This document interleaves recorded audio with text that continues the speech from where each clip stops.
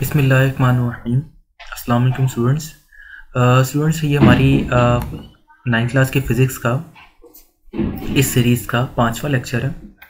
Last time हमने discussion की थी वर्नियर कैलिपर के ऊपर और स्क्रू गेज की डेफिनेशन हमने पढ़ी थी, फिज़िकल बैलेंस के हवाले से हमने पढ़ा था।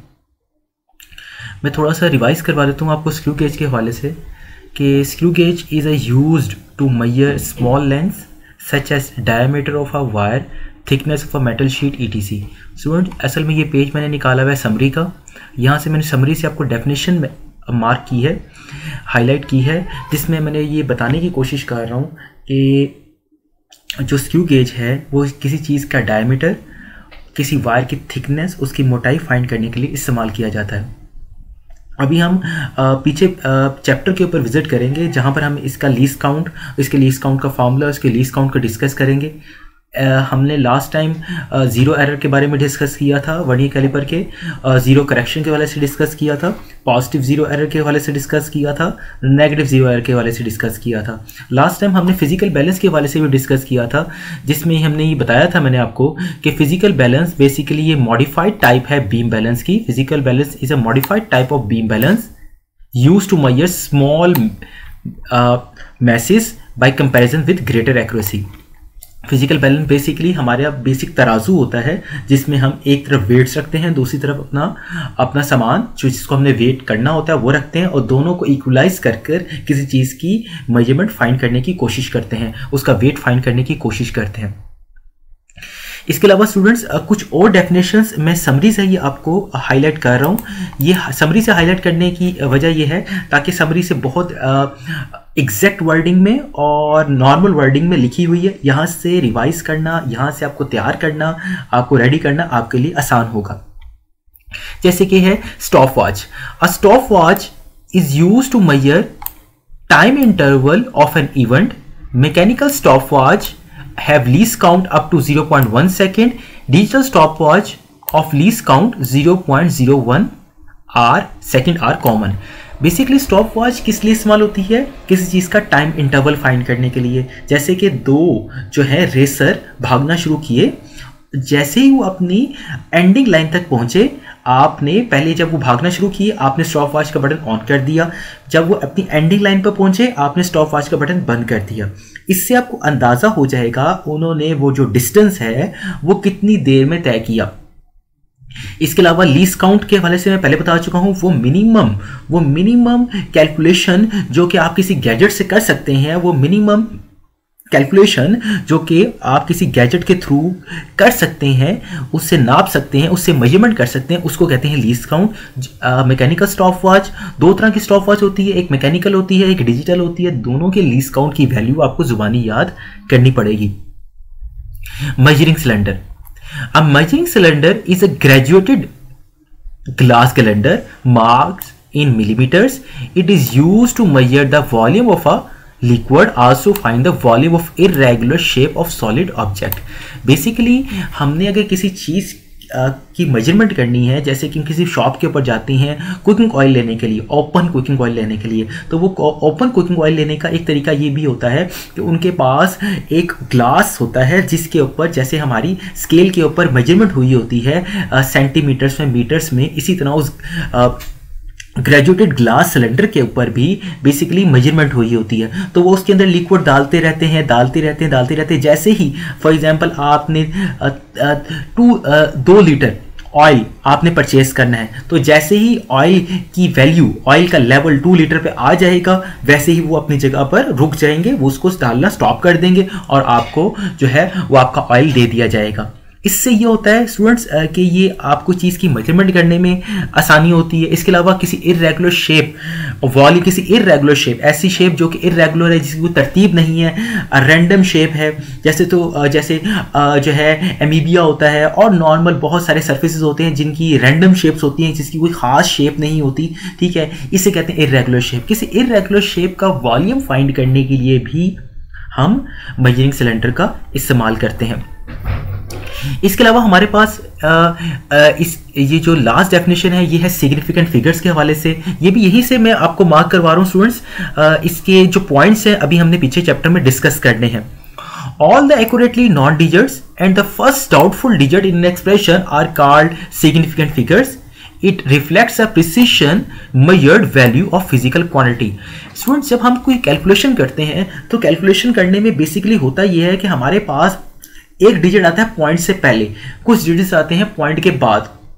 स्टूडेंट्स, जो हमारे पॉइंट्स के बाद डिजिट्स आते हैं वो हमारे पास डाउटफुल डिजिट्स में आ जाते हैं, जिनको हम डाउटफुल डिजिट्स में इसलिए लेते हैं क्योंकि यहाँ पर हमने अगर हम उसको राउंड ऑफ करें तो हमारी कैलकुलेशन में थोड़ी सी माइनरली चेंज आ सकता है। तो बेसिकली सिग्निफिकेंट फिगर्स जो हैं ये क्या होते हैं, इनमें एक डिजिट हमारे पास डाउटफुल रहता है। अब वो डाउटफुल डिजिट बेसिकली हमारा फर्स्ट डिजिट हो जाता है, क्योंकि जब हम चीज़ों को राउंड ऑफ करेंगे तो आपका जो फर्स्ट डिजिट है उसकी वैल्यू इंक्रीज कर सकती है, कुछ उसमें इजाफा हो सकता है, जो कि आपकी कैलकुलेशन में एरर का बाइस भी बन सकता है या आपकी कैलकुलेशन को मजीद जो है एक्यूरेट कर सकता है। इसके बारे में अभी हमने पीछे चैप्टर में डिस्कस करना है। अब मैं जा रहा हूं स्टूडेंट्स पिछले पेज के ऊपर। मैं स्क्रू गेज के लिए चैप्टर को डिस्कस करने जा रहा हूं पीछे पेज पर, क्योंकि हमने स्क्रू गेज की डेफिनेशन पढ़ी है। अभी हमने स्क्रू गेज के हवाले से कुछ और चीजें भी डिस्कस करनी है। इसका लीस्ट काउंट डिस्कस करेंगे। देखें, ये मैं आ गया हूँ स्क्रू गेज के ऊपर। आप जानते हैं मैंने स्क्रू गेज के हवाले से आपको डेफिनेशन अभी समरी से मेंशन करवा दी है, हाईलाइट कर दी है, आप लोग भी हाईलाइट कर लीजिएगा। मैंने इसके अलावा आपको कुछ चीज़ें मार्क करवानी है। Least count of screw gauge, ये आपने स्टूडेंट्स मार्क करना है। Least count of screw gauge, pitch of the screw gauge divide by number of divisions on circular scale. ये स्टूडेंट्स आप मार्क कर लें, ये बहुत इंपॉर्टेंट फार्मूला है जो कि आपको मार्क करना पड़ेगा और उसको याद भी करना पड़ेगा। इसके अलावा हमने एक और चीज़ मार्क करनी है, वो लीस्ट काउंट है। 0.01 मीटर और 0.01 सेंटीमीटर। लीस्ट काउंट दो तरह के होते हैं स्क्रू गेज के, एक 0.01 mm यानी मिलीमीटर या फिर 0.01 cm सेंटीमीटर। ये आपको याद करना पड़ेगा, ये इंपॉर्टेंट है स्टूडेंट्स। मैं चीज़ों को मिनिमाइज फॉर्म में समझाने की कोशिश कर रहा हूँ ताकि आप लोग बोर भी ना हो और आप लोगों तक एक्यूरेट डेफिनेशंस हाईलाइट करके आपको बताने का मकसद ये है ताकि आपको परेशानी ना हो। आप भी अपने पास हाईलाइटर रख लें और साथ साथ हाईलाइट करते जाएं। स्टूडेंट्स, इसके बाद हमारे पास हमने इसमें दो चीज़ें और देखनी होगी।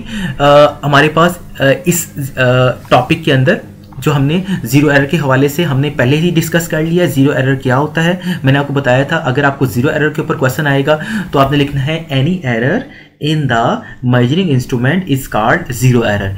ये आपने लिख देना है स्टूडेंट्स। इसके अलावा आपने स्क्रू गेज के हवाले से सिर्फ इतनी ही वर्किंग आपके लिए काफ़ी है कि आप स्क्रू गेज की डेफिनेशन कर लें, उसका लीस्ट काउंट का फार्मूला कर लें, उसका लीस्ट काउंट याद कर लें। इसमें इतना मटीरियल इनफ है आपके लिए।